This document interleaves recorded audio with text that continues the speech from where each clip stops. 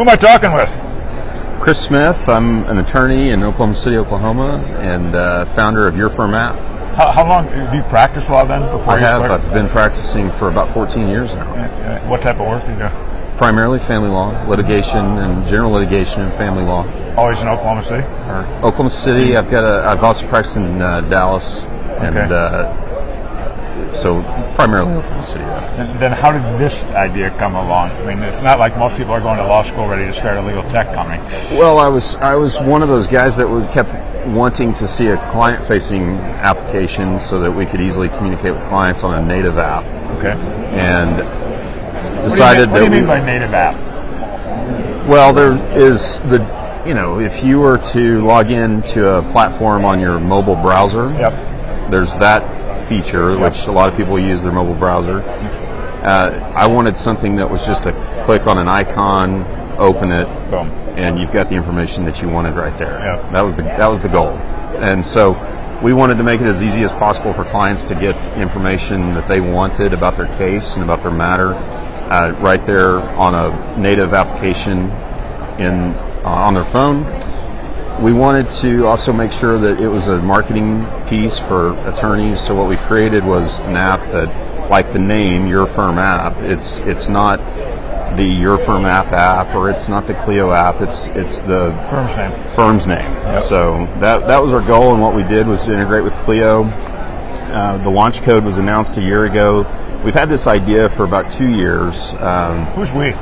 My wife and I my other partner, she's definitely a co-founder. There's no doubt about that. So she gave me permission to pursue it, and so is she a lawyer too, or not? She's not. She's home with our 2.5-year-old son, and she's 7 months pregnant, and she's running around the conference here selling apps. So she's just as involved in this. I probably should have let her She's all in. pitch yesterday. So she's definitely very much a co-founder. So she gave me permission, and we started developing it back last year, and then we pushed it live to the Clio app directory end of March, early April. Had some beta users. Went back to the drawing board and recoded a number of things and added some features, and then the version that we are at right now, we're pretty happy with, and I think that. Can you code? No. Okay, who codes this? We've got a development team that we work with out of Dallas that is working with us, and they've been great, and we've been lucky to have some good folks helping us do it, because I'm limited to about a WordPress site. That's probably the length of my experience. Same for me. How do you identify the developers? And you go, okay, I got this idea. Now, we're not going to do it. Who's going to do it for you? I had a referral from a friend of mine that is a friend and a client who's built some platforms that have been fairly successful. He referred me to his developer group. It's a developer group that I've used on some other smaller projects, and so when this idea came to fruition, I knew that I could work with them, they could work with me, and it was a cost-effective option. What makes you different than maybe some of the other in Oklahoma City that might be doing family law, and they're not thinking about how they're going to improve somebody's experience by going out and getting developers and develop an app to accomplish all that, and then executing on it and doing it? All of a sudden you're interfacing with Clio, integrated. That's not typical, if you will. I've always thought of the practice of law as a business first, and I wanted to make sure that the customer was happy with the way that we were presenting our business to them. That's always been my motivating factor, is to make sure my clients are happy at the end of the case, at the process. So I've tried to identify areas where we might be able to fill a void, and if we can build it and develop it and make it easier for the client in the process, that's what I want to be able to do. And so this was, in my opinion, this was an easy concept because I wanted it in my own practice. And that's kind of how I gauge whether or not I want to put some money into something, is to determine, is this something that, as a practicing attorney, that I'm asking for myself? And this was definitely one of the things that I wish I had in the practice. No one had done it, so I stepped in and said, let's go do it. You bootstrap the whole thing, you and your Whole wife? thing.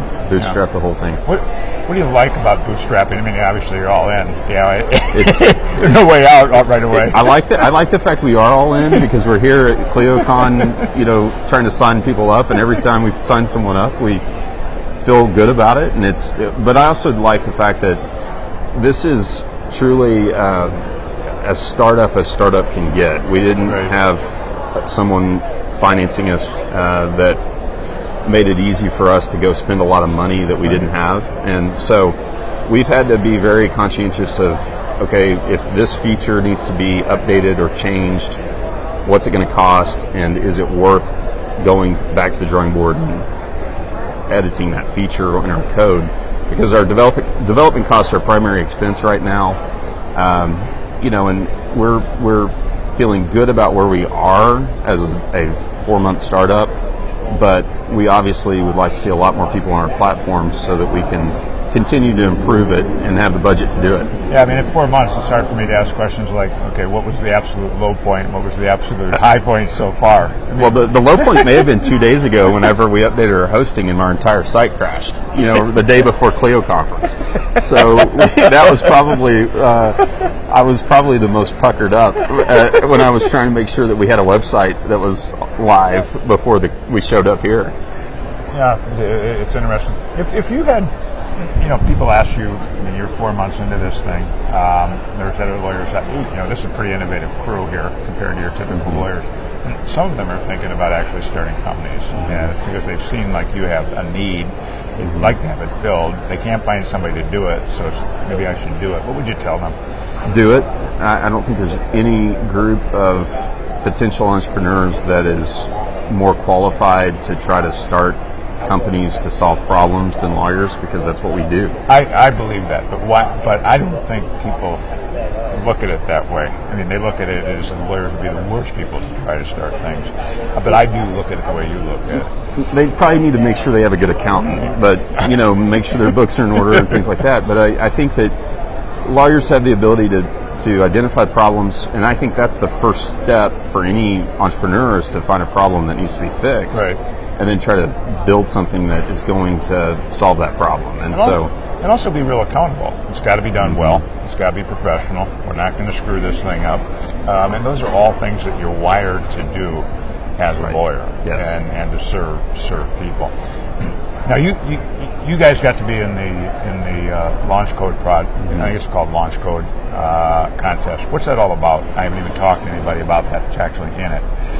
Last year at this conference, Clio announced that they were offering $100,000 to a new integration to their Clio app directory that was, the most innovative, that improved the process and whatnot. There's a few elements to the competition.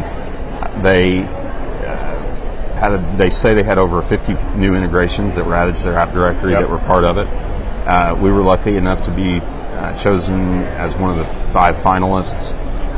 Yesterday, everybody gave a 3-minute pitch on their product, and we had some esteemed judges who know a little bit about legal tech, and so they're judging us, and we'll see what the outcome is later today. You got to see if you walk out with a $100,000 check. I'm only happy to be here. I'm glad to be here, and glad that we were able to do it. No, you're talking about last year's conference, though, and you're hearing about the thing. Then you didn't even have anything. We didn't have any code. We had an idea that, we had soft sold this to some extent as a idea to the Oklahoma City legal community, just to kind of see what kind of interest was out there. The Clio market in Oklahoma is probably not as high as some places, so it was kind of hard for us to really gauge what the interest would be from Clio users in Oklahoma. But we had enough interest that we thought maybe it was going to work. We hadn't started development on it, though, until the Clio launch code announcement. Two other things I'm thinking about. I mean, you're in Oklahoma City. I mean, it's not Silicon Valley, it's not Boston, it's not Austin. Do you look at that as a plus? Do you look at that as a challenge? Or is it just doesn't matter? I see it as a great plus, because our cost of development, our cost of doing business is so much lower than places like Seattle, LA, Austin even now. But we are close enough to places like Dallas and even Austin that we can get a development community that can help us do it. Our development community, the tech community in Oklahoma City is improving.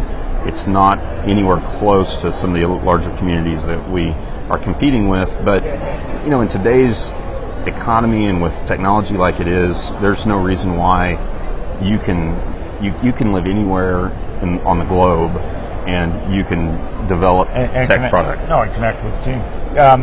How's everybody hearing of what you're doing? How's the word getting around the country? Clio. We've been very fortunate, and I'm very thankful for Clio and Jack Newton and what they've done with their Clio app directory, right, and what they've done to facilitate folks like me who have an idea and they need help to develop it in terms of getting it in front of people. Clio app directories made that possible. We wouldn't we wouldn't have anybody on our platform until the Clio app, if it weren't for the Clio app directory, because we're not spending money on marketing.